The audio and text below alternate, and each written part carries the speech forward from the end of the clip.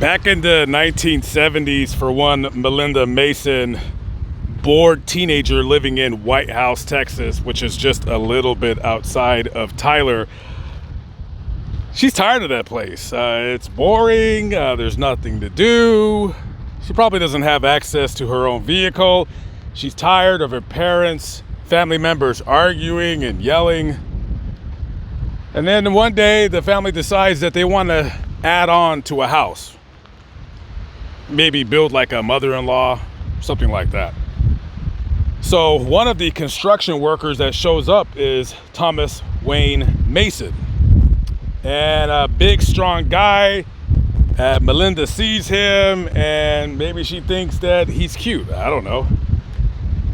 So they start talking, and he tells her, I'm a construction worker, and I travel for work. I basically go where the work is. She falls smitten for him, and hell, the way she sees it, it's a ticket out of White House. So at that time, Thomas already had a young daughter named Tabitha from another marriage. What she didn't know was that that marriage was fraught with abuse, both physically and mentally, and she would soon be snared in that abuse. So she runs off with him, gets hitched, and together they would have 3 kids. Now, this wasn't the life that Melinda signed up for. It was constantly traveling. He never just worked a regular job where he would just stay there for years.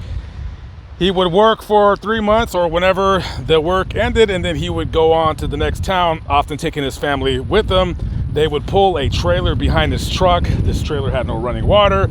Sometimes, if they were lucky, they would be put into a cramped, cheap motel. But for the most part, it was constantly going from city to city while he worked and while he abused mentally and physically both his wife and his kids. So one day, Melinda works up the strength and the courage to finally leave this guy. So she takes off. The kids, they want to get the hell out of there because they're just tired of the nonsense, of the violence. So there would go months and months and months of her hiding from Thomas as she left him, and he would go around different towns, her family's house, looking for her. He would find her, she would run again. It became pretty much a cycle. So eventually, she would leave him altogether. She would, start to rebuild herself, rebuild her life as she starts going to school. Meanwhile, this guy, Thomas Wayne Mason, is planning to get the woman back that he loves, to get his kids back, if you will. So, back, I believe, September 26th, 1991, he finally finds out where she is. And she's leaving school, and he sees her. So she runs away from him into an athletic club right next door to the school. And they would go on to, he would grab her and hold her hostage with a gun. Somebody called the police, and for the next few hours, a hostage negotiation would go on. While this was happening, he was forcing her to perform sex acts on him. He was raping her. Finally, after about 5 hours, they grab him, they free her. So you're thinking, okay, so this guy just raped his wife, ex-wife, and held her hostage at gunpoint for 5 hours, right? So you're probably thinking, okay, so he's probably going to go to prison for a long time. Not according to, at the time, Judge Virgil Lang. No, he goes ahead and gives him a $2,500 bond. He was out of jail in 8 hours. Now he's pissed. And he wants revenge. But, in his own mind, is he going to get revenge by killing her?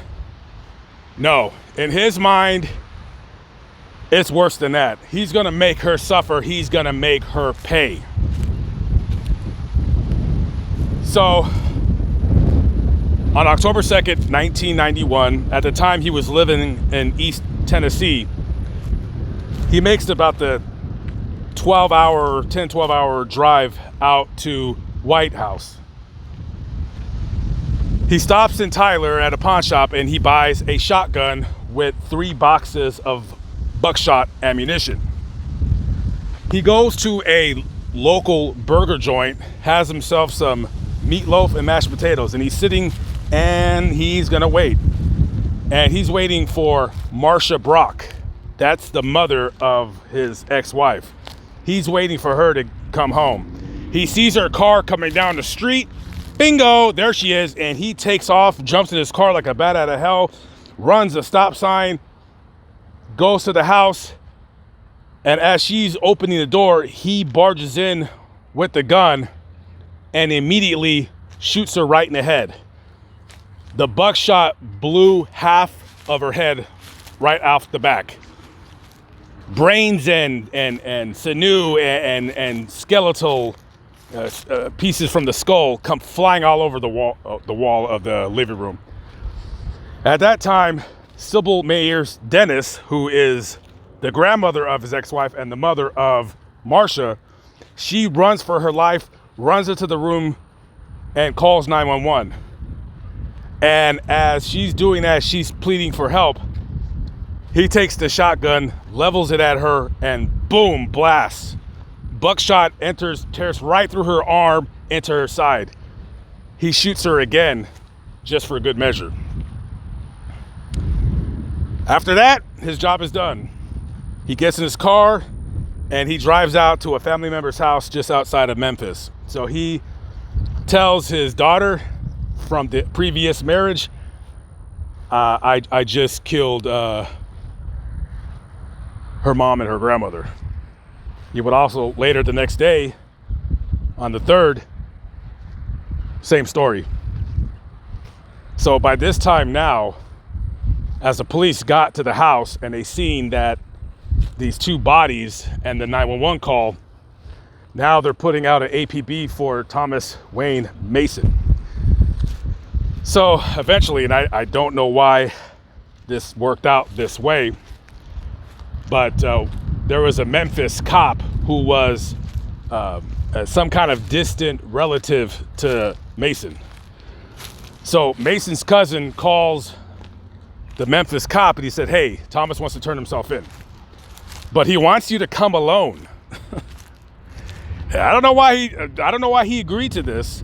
Maybe he didn't want to see him killed by the police that were looking for him. I really don't know. I really don't know. But he agrees. So in the middle of the night, he goes out to their property down this winding dirt road, and he sees the cousin along with Thomas come out, and he gives himself up. He puts himself in handcuffs, and as they're walking him to the car, he's pretty calm. He's calm as all get out. Like, it's just another day for this guy. And he looks at the cop and he says, "You know what? I'm glad they're gone. I don't know what the big deal is about getting rid of a mother-in-law." He goes to the station, confesses, writes a written statement saying exactly what he did, just like how I told you now. Same story, nothing's changed. He wanted to make that poor woman suffer, and a diabolical mind could only come up with that suffering by not just killing her, but by killing the people that she loves. So the court case was pretty much open and shut for this guy. He was later found guilty of the double murders, and he was sentenced to die via lethal injection. On June 12th, 2000, they strap him into the gurney. They put the needle into his arm. And as the poison was coursing through his veins, he says, quote, "This stuff has a bad taste to it." And right about after he said that, he falls out unconscious, snores loudly 3 times, and stops breathing. Payable on death is what I say.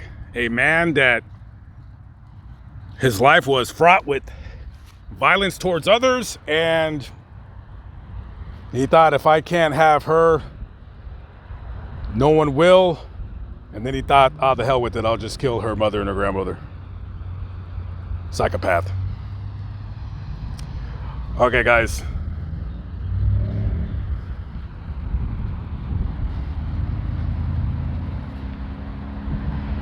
Catch up with you on the next one.